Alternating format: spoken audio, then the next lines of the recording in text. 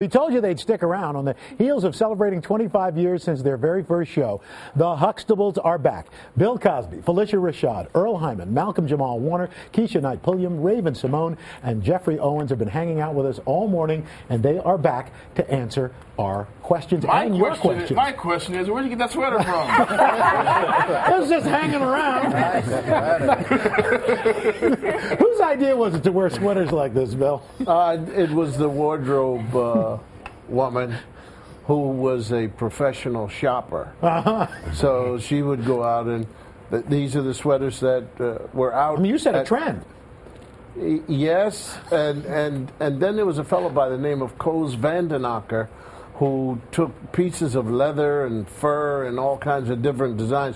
They're the ones, the geometric things that you see that look rather expensive. Very nice. Thank you. That's not one of them. No, this is not one of them. No, this is not. But it's close enough. Anyway, we've got some viewers who want to ask some questions. We're going to go to our phones. Standing by, we've got Melanie from Monroe, Louisiana. Your question, Melanie.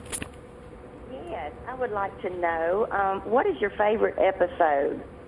Mine was, without a doubt, the anniversary episode for the grandparents, where the family performed "Nighttime is the Right Time." Yeah. Anybody can jump in. It must be. Is it hard to choose a favorite? It's hard for me. Yeah, there's a lot of great.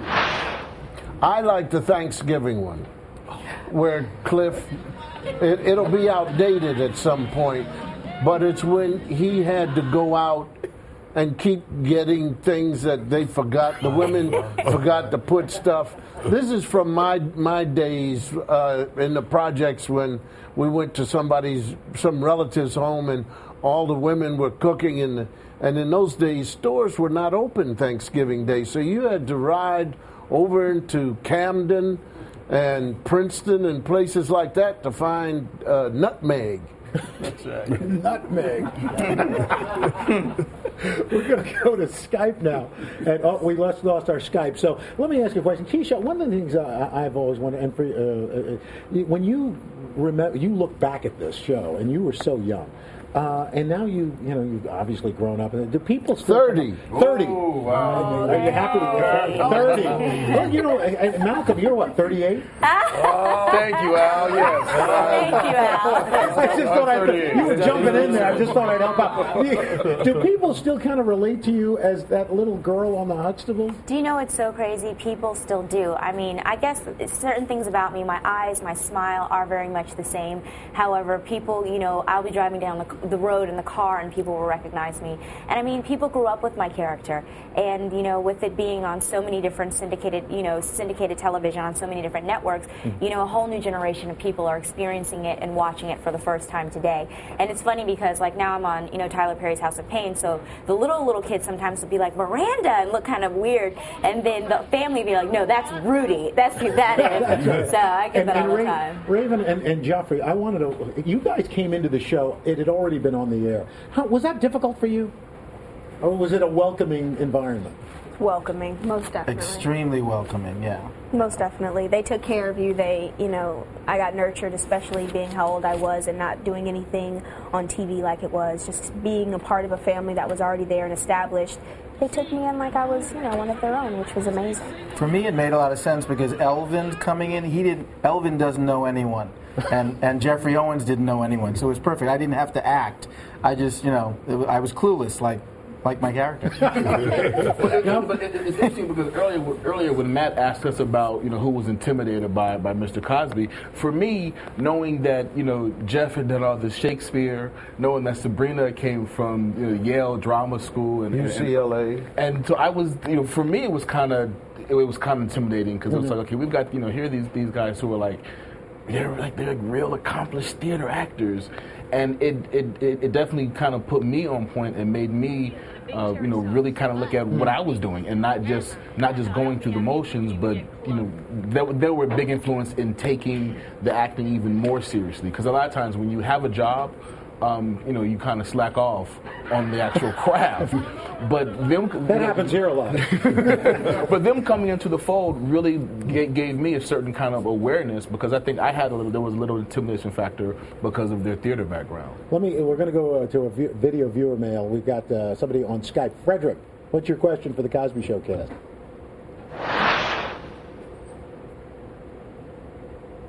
Works just like the telephone. It's magic, isn't it? I'm sorry. This new technology is just fantastic. My man Frederick.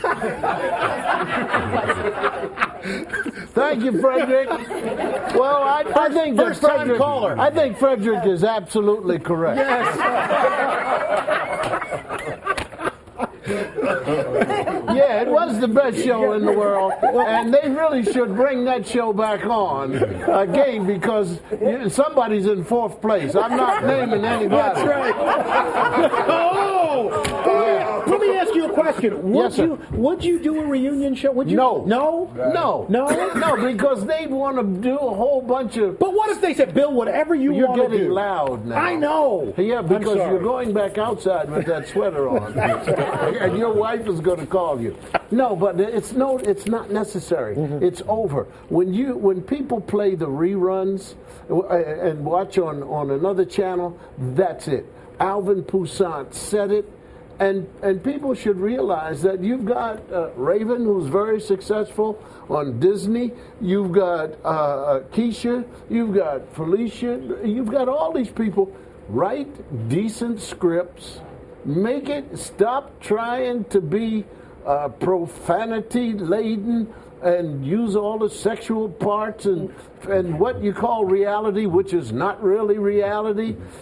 Good, decent writing never hurt anything. Amen. All right. Now we're going to go to the tried and true technology. We're going to a telephone. We're going to talk to Christy. Christy, what's your question? Hi, my question is for Dr. Cosby. In one or two seasons, I noticed that you wore a pin on all your clothes in every scene, even on your pajamas. And I always wanted to know why you wore that and what it signified to you.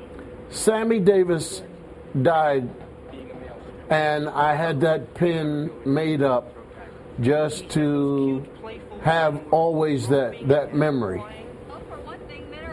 That was so it was something a remembrance, basically. Yes, sir. Oh, Chrissy, very good on it. There is initials, right? SDJ. I remember it. Yeah. Felicia, what's your best memory of this? My best memory is sitting in a room by myself, having the door open, and Jay Sandrich, our director, walks in and says, "Felicia, come meet your new family." And when I entered the room, there was Keisha and Tempest and Lisa and Malcolm, and they looked like jewels. That's true. That's very sweet.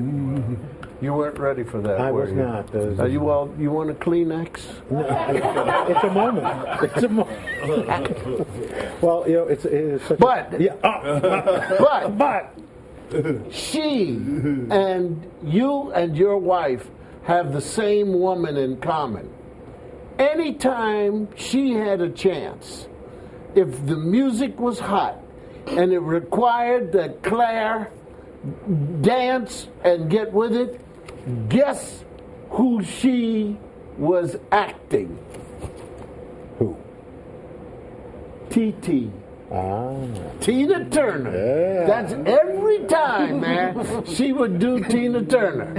And you and your wife were at the Tina Turner. Sitting in front of your wife. And how did you get in front of my wife?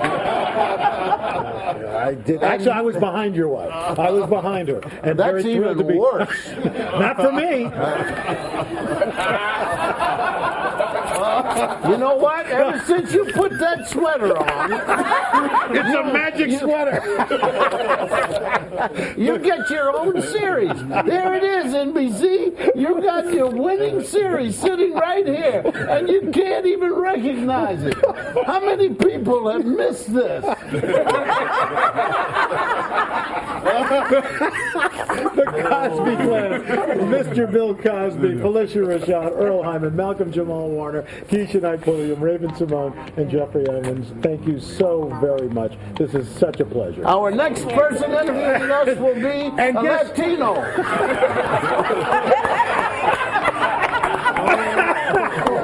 Second around to talk with Hoda and Kathy Lee. And a reminder, the 25th anniversary DVD collection of The Cosby Show's greatest moments available in stores. Coming up next, the 5 real estate markets that are on the verge of a rebound. And what's